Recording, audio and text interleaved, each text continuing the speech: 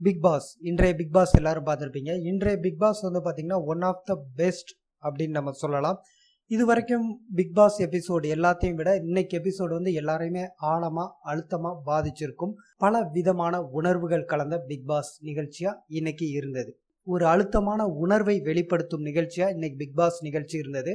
ஸ்நேகன் அவரோட அப்பா வந்து இன்னைக்கு வந்திருந்தாங்க. அந்த தந்தை மற்றும் மகன் அவங்க இடையான அந்த பாசம் எல்லாரையுமே கண்கலங்க வச்சது. ஸ்நேகனால வார்த்தைகள் வந்து பேசவே முடியல. அந்த அளவுக்கு வந்து ஒரு ரொம்ப எமோஷ்னலாக அஃபெக்ட் ஆகிட்டாரு. கடைசியாக 2000 வந்து தன்னோட தந்தை வந்து சென்னைக்கு வந்ததாக சொன்னார். கிட்டத்தட்ட 17 வருஷம் ஆச்சு.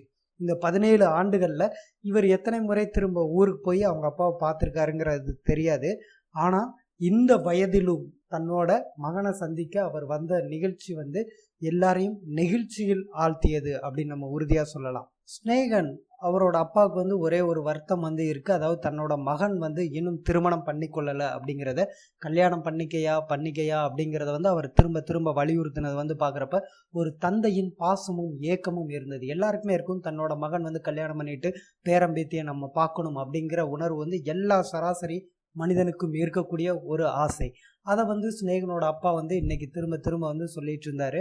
அதுக்கப்புறம் வந்து கவனிக்கப்பட்ட ஒரு நபர்னு பார்த்தா சுஜா வந்து இதுக்கு முன்னாடி நிறைய விமர்சனங்களை வந்து சந்திச்சிருப்பாங்க. என்னன்னா நடிக்கிறாங்க அதாவது சிம்பத்தி கிரியேட் பண்ண நினைக்கிறாங்க. இது மாதிரி பல எமோஷன்ஸ் வந்து அவங்க பண்ணது எல்லாத்தையும் ஒரு நடிப்பாக தான் இது வரைக்கும் பார்த்துட்டு இருந்தாங்க. இன்றைய நிகழ்ச்சியில் அது வந்து நடிப்பு இல்லை, அதுதான் அவங்களோட உண்மையான உணர்வு அப்படிங்கிறத வந்து புரிஞ்சிருப்பாங்க அப்படிங்கிறது நான் நம்புகிறேன். ஸ்நேகனோட அப்பா வந்ததுக்கு அப்புறம் வந்து ஒவ்வொரு தடவையும் வந்து அப்பா கிட்ட பேசுங்க அப்படின்னு சொல்லிட்டு சுஜா வந்து ஸ்நேகன் கிட்ட வந்து சொல்லிக்கிட்டே இருந்தாங்க.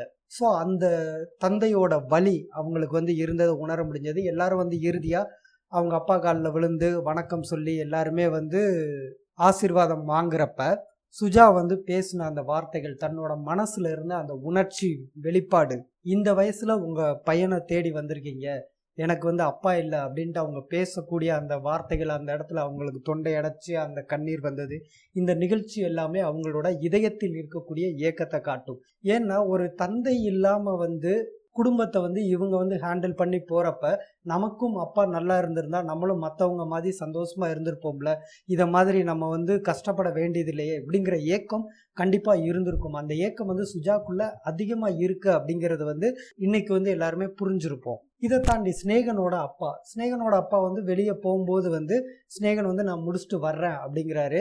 அப்போ அவங்க அப்பா ஏக்கத்தோட கேட்குறாரு, வருவேல அப்படிங்கிறப்ப அதெல்லாம் ஒரு நெகிழ்ச்சியின் தருணமா இருந்துச்சு.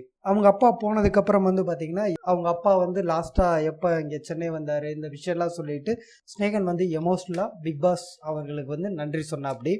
ஒரு தந்தையோட முக்கியத்துவத்தை வந்து நம்ம சொல்லணுங்கிற அவசியம் இல்லை.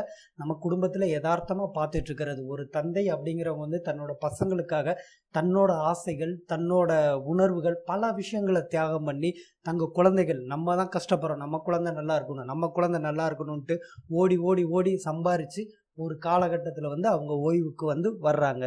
அப்படி வர்றப்பையும் இன்றைய சமூகம் வந்து பார்த்திங்கன்னா முதியோர் இல்லத்தில் கொண்டு போய் விடக்கூடிய அவலங்கள்லாம் இருக்குது.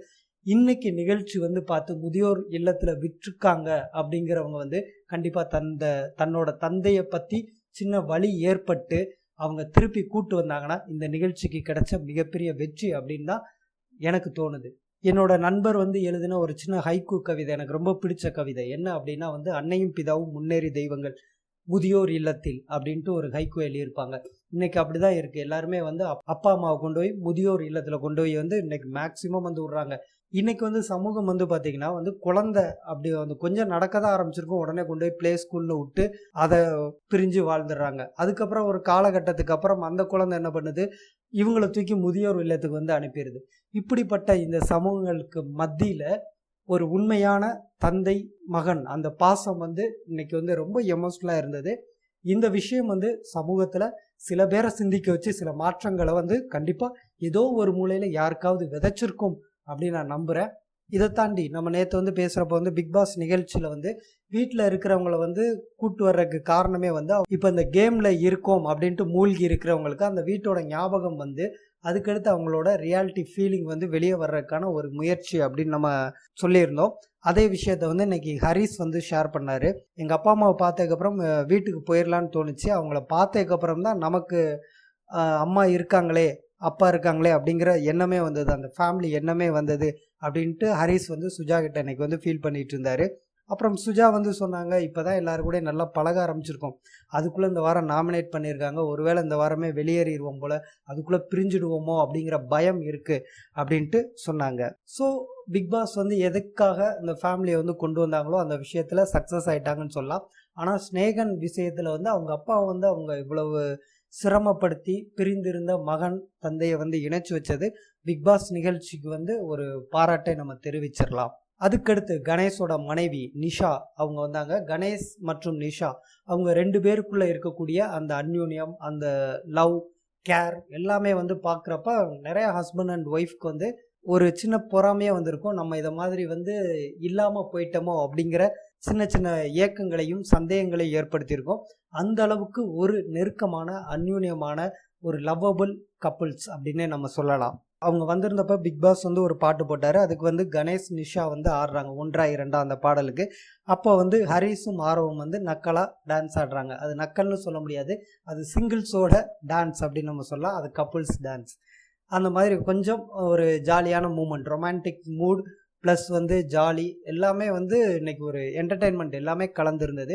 இன்னைக்கு நிகழ்ச்சியில் வந்து பார்த்திங்கன்னா ஸ்நேகன் மற்றும் ஸ்நேகன் அப்பா அவங்களோட பாசம், அதுக்கடுத்து சுஜாவோட ஏக்கம், ஹரிஸோட கவலை, கணேஷ் நிஷா இவங்க 2 பேருக்குள்ளே இருக்கக்கூடிய அந்த அன்பு, இப்படி ஒட்டுமொத்தமாக கலந்த ஒரு கலவையாக இன்னைக்கு பிக் பாஸ் நிகழ்ச்சி ஒரு அருமையான நிகழ்ச்சியாக அமைஞ்சது. இன்னைக்கு நிகழ்ச்சியை பற்றி வந்து நான் இதுக்கு மேலே வேறு எதுவும் சொல்கிறேக்குல, நீங்களும் பார்த்துருப்பீங்க, நீங்களும் ஃபீல் பண்ணியிருப்பீங்க, நீங்களும் என்ஜாய் பண்ணியிருப்பீங்க அப்படின்னு நான் நம்புகிறேன். மீண்டும் நாளை ப்ரோமோ ரிலீஸ் ஆனதுக்கப்புறம் சந்திப்போம். நன்றி.